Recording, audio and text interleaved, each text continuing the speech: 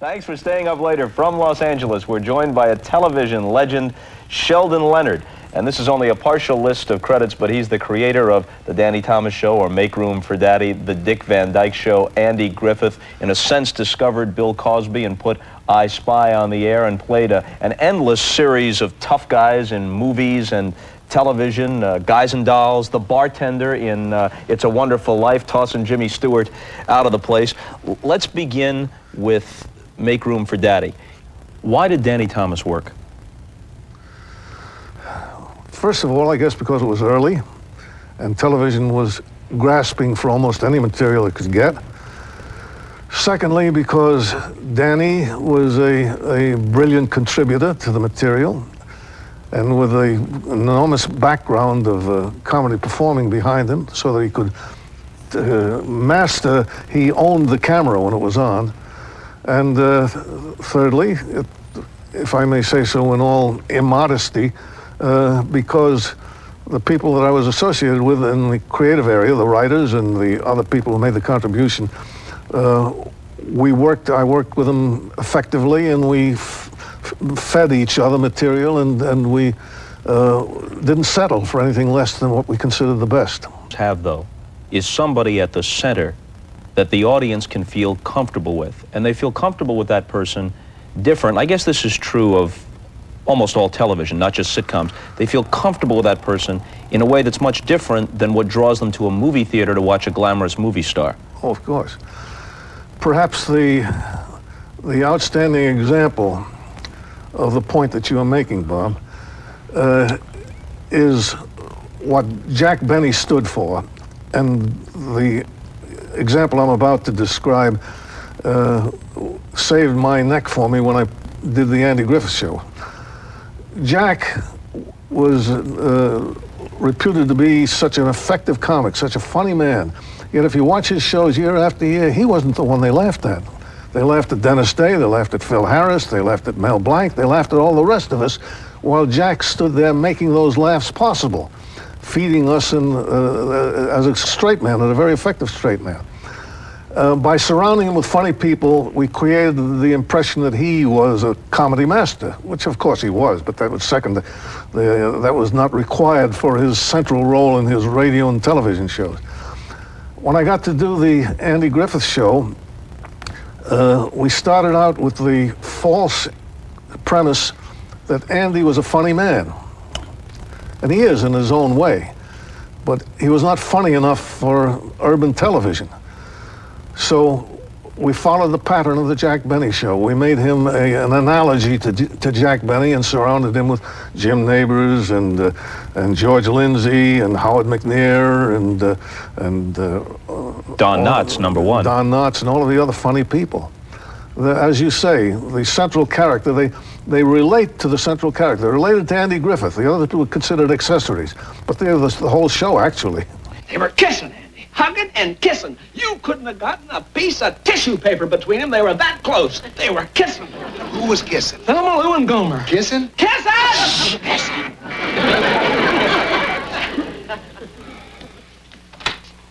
Hey, Gomer. Andy? Oh, Barney, I didn't know you was gonna be here. All right, come on. Just put them up. Come on. Come on. Put them up. Come to me. Barney. Be quiet. Hold still. Hold still. Hold still. Andy, something went wrong. Something went terrible wrong. Gomer, I told you not to do it. Come on. Put them up. Barney. Stop that. Stop that. In television, it's especially long-running television. It's one thing if you're talking about a sketch or something on Saturday Night Live, but if you talk about a sitcom, the comedy has to grow out of an understanding of the character. If you just dropped in on an Andy Griffith show and hadn't seen it before and didn't know what the relationship was between Griffith and the Barney Fife guy, it wouldn't be as funny. But when you got some kind of background on what the long-standing characters are, then it becomes twice as funny. Well, you're pointing out a misunderstanding that's existed as long as television has existed. The term sitcom means situation comedy. Sitcom. Actually, the most effective comedy is character comedy. Comedy that comes out of not the situations that people find themselves in, but the kind of people they are. She bought him lunch. What's wrong with that? Well, nothing. It's just that in all the years I've known Thelma, she's never bought me lunch. We've always gone that straight. Well, Like I say, you can't tell about women. Sometimes they go for that shaggy type of guy. Gomer's pretty shaggy, you know. I ever tell you you got a warped sense of humor? I believe so. Warped. Dick Van Dyke Show is interesting in that, like all things that are tremendously successful, it seems when you look back on it as if it's can't miss. But as Carl Reiner told us when he was here a couple of years ago, Van Dyke had 3 failed pilots prior to that. 4. 4. The show was canceled at the end of its first year. And I had to go back to Cincinnati with Lee Rich, who represented the sponsor, Procter & Gamble, on behalf of the Benton & Bowles agency, and persuade the head of advertising for Procter & Gamble to give it another chance. And the change that we made between the time of its cancellation and the time later was we reworked the dialogue. You see, the original Van Dyke scripts were scripts that Carl had written for himself. Mm-hmm. He intended to put together a series in which he played the lead. And he did do such a thing. They made a pilot of it, and the pilot didn't sell. And on the strength of the material that he'd written, I volunteered to do what later became the Van Dyke Show, providing Carl would be amenable to getting out and letting me recast it, which he did very happily. But he left behind the dialogue that he had written for himself. And Carl, a Bronx Jew, did not speak the same way as Dick Van Dyke, an Indiana Baptist, speaks. The dialogue didn't fit. There was something wrong about it. So once we diagnosed the trouble, it was not difficult to rewrite it. And then the character, Bob Petrie, came to life, almost like overnight. In a gentle way, you can probably take some credit, you and your colleagues, for advancing integration in television. On Make Room for Daddy, although obviously it wasn't the kind of role that you would eventually hope for, there was a black maid, and the maid wasn't entirely subservient. She was a wisecracker. She got the better of Danny sometimes, and there was obvious affection. She was a member of the family. Bob, whenever I had an episode in which Danny put his arm around her shoulders, Amanda Randolph was the actress, or even kissed her on the cheek, I could count on mail the next 3 or 4 days thereafter, saying in effect, when I want to see a white man making love to a gorilla, I'll go to a peep show, or things of that kind. I kept that mail. Years later, that mail was effective in getting Bill Cosby on the air in a strange way. Very briefly, to condense the material, what happened was that I did an episode on the Van Dyke Show in which a black man, Greg Morris, was clearly reacted better in the situation than the white man did, Van Dyke. There was an episode in which Van Dyke's reminiscing about how the children were born in the hospital. He thought that his baby had gotten mixed up with the next door. His name was Petrie next door. There was Peters. They kept getting the flowers and mail all mixed up. He thought the babies got mixed up too because the baby didn't look anything like him. He indignantly calls up Mr. Peters and says, I want my baby back. Mr. Peters says, I'll be over in a minute. He comes over. It's Greg Morris, a good-looking black man. The mail I got for that episode, the sponsor and the network and everybody was scared to death of doing it, by the way. They thought it was making a joke on the basis of the fact that the man was colored. I took the point of view that no, it was making a joke about the fact that Van Dyke was an idiot and the other guy was much more collected and much more rational. At any rate, the show went on the air. We got bundles of mail, all of it approving mail, all of it positive mail, saying how nice it is to see a black man shown with dignity and respect, et cetera, et cetera. When I went to New York to get Bob Kent, the president of NBC at the time, to get his approval for the casting of Bill Cosby, because the networks were, at that time, very apprehensive about the use of blacks in that kind of a position. Questions were asked, are they going to use the same toilet seats? Are they going to go out on double dates together? At any rate, I went in and was prepared to show Kent that the mail that I had received in relation to Greg Morris showed that the temperature had changed, that there was a great change between the earlier hateful mail that confronted Amanda Randolph and this very positive mail that we got in the case of Greg Morris. And I thought that would be a powerful weapon to get him to consent to trying out a black man on his network overcoming his fear that every station south of Baltimore would secede from the network. If he did that, I thought it would be necessary. I went up to his office with Herb Schlosser and Mort Werner, who were at that time in programming at the network. And we went through the usual preliminaries as we went in there. How do you want your coffee? Black with cream? Whatever. And when we finally settled down, and Kintner said, how are you doing with the casting on I Spy? I said, well, we've got Culp. You've okayed him already, and I got someone I want, but I haven't set him yet. He said, why not? I said, because he's black. He said, what difference does that make? I said, Mr. Kintner, as of this minute, it makes no difference whatever.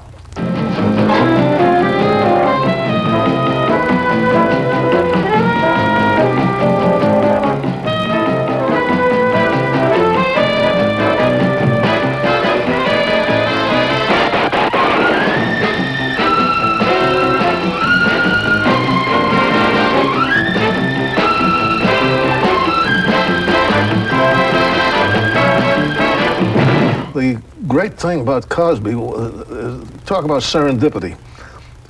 He was just exactly the right man for that situation because his personal charm, his great charisma, made him such a positive asset that within the next year, everybody's looking for a black man in this show.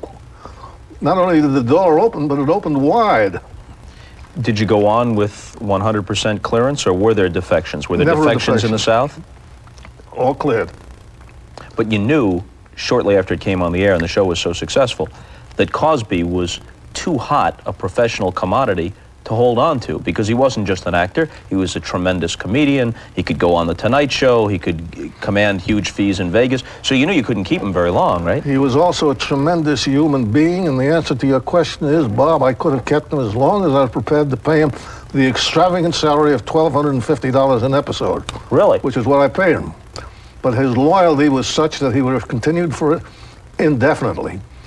No matter what carrots were dangled in front of his face, he would have continued working on the show which had given him his start. Well, meet a couple of fellow Americans for crying out. This is my easygoing. I'd like to introduce you to my easygoing American friend. Both of us are as easygoing as we can be. Unfortunately, at the moment, see, the trouble is we're a little short on bread. I wonder if you could put us in line for anything like a little high white collar there, which might put us back on our feet. Take off. No, sir. You don't understand. See, we're not even particular, either one of us, about the kind of work. That's true. Anything.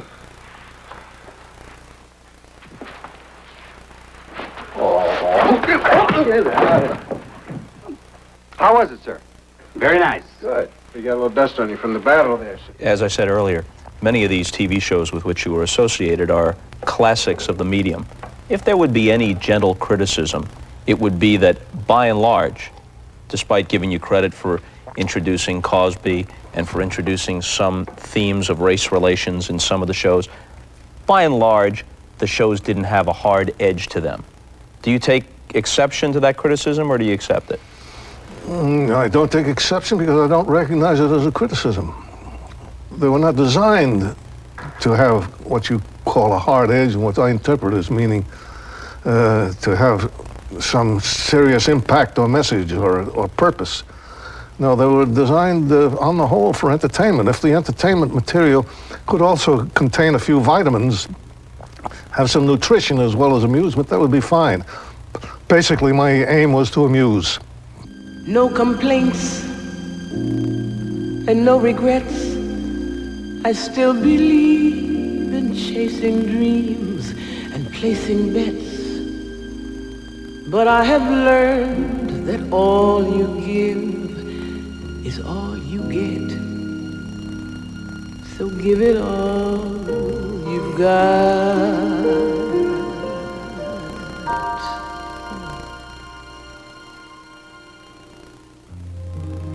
I had my share. I drank my fill. And even though I'm satisfied, I'm hungry still to see what's down another road beyond a hill, and do it all again.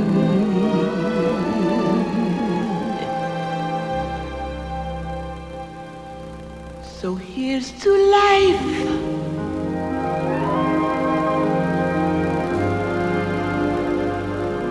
and every joy it brings. And we're back now with Sheldon Leonard. Tell me about some of the failures. And it's inevitable, you know, it's a hit and miss kind of thing. There were shows like Good Morning World, which in a way you could say is kind of a forerunner of WKRP because it was set in a radio station. There was one with Shirley MacLaine that didn't work out. It was terrible. The worst experience of my professional life. It was done in England with, in association with Lou Grade, now Lord Grade. And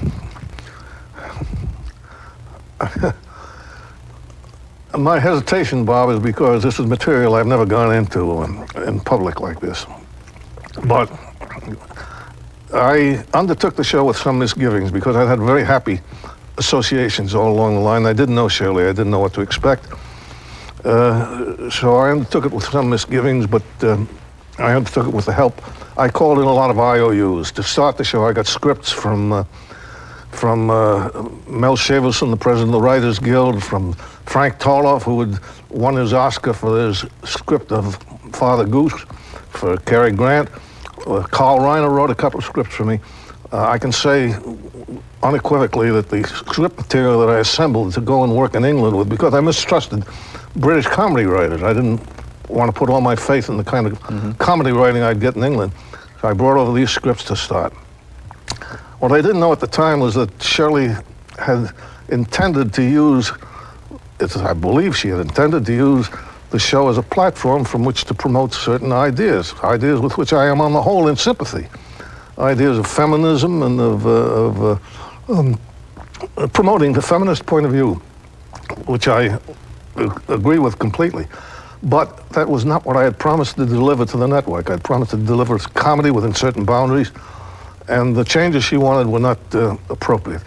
However, that wasn't the destructive thing. The destructive thing was that her contract called for her to have script approval. She could have, after delivering a script to her, any time in a week after delivery, she had the right to express her reservations or to reject it in its entirety.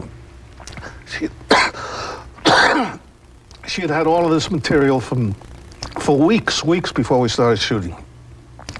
But because of the conflict between us about the expression of her philosophy, she withheld her reservations until we were about to shoot. And then she would demand changes with the cameras ready to roll. She'd demand that scenes be rewritten. And the whole enterprise fell apart. It's the only time I've entered into a professional relationship from which I didn't emerge with a friendly feeling. Well, perhaps you'll reconcile with her in another life. Every year around Christmas time, we can all see It's a Wonderful Life. Next time, look for the scene where George Bailey goes stumbling into the bar, disillusioned with life, doesn't quite know what's going on, and you boot him out of the place, right? You're the bartender. Yeah. I did it for scale for Capra. He asked me to do it, and I had a difficult schedule at the time, but I fit it in. And I would not negotiate salary or any of the other material things with Capra. He was a friend of mine. So I said, no, all I want is whatever the scale is for it, that's all. When I got the first check for it, it was a check for scale, plus 2 season tickets for the Dodgers ball games here. Hey, Nick, isn't that Mr. Gallo, the druggist? You know, that's another reason for me not to like you. That rumhead spent 20 years in jail for poisoning a kid. If you know him, you must be a jailbird yourself. Would you show these gentlemen to the door? Sure. This way, gentlemen.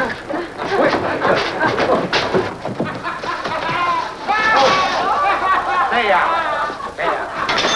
Get me. I'm giving out wings. You've had a variety of jobs, one of which put you on Wall Street, and talk about timing. Tell me what happened your first day on the job. The reason I don't tell this story very often, Bob, is because it strains credulity. It's almost too much to believe. But I give you my word, my wife will back me up in this. I came in there, and there was a man assigned to show me around, to show me where to put my hat, where the coffee machine was, and how to read the tape. At that time, they had these domed glass things where you pull the tape out, yard by yard. And he took me around, he showed me the tape. He said, now here, you read these symbols here. There's a book here that tells you what the symbol is. X, for example, stands for U.S. Steel. So you see the symbol X and then the number of shares, and then you see, oh, wow, radio took a beating.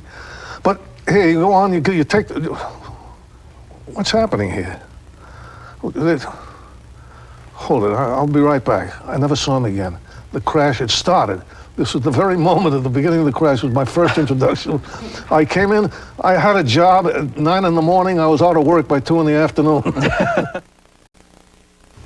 85 years old, still play a lot of golf. You're getting to the point where you might be able to shoot your age, right? I used to be a golfer. Now I'm just an old man chasing a little white ball around. Sheldon Leonard, we're out of here. See you later.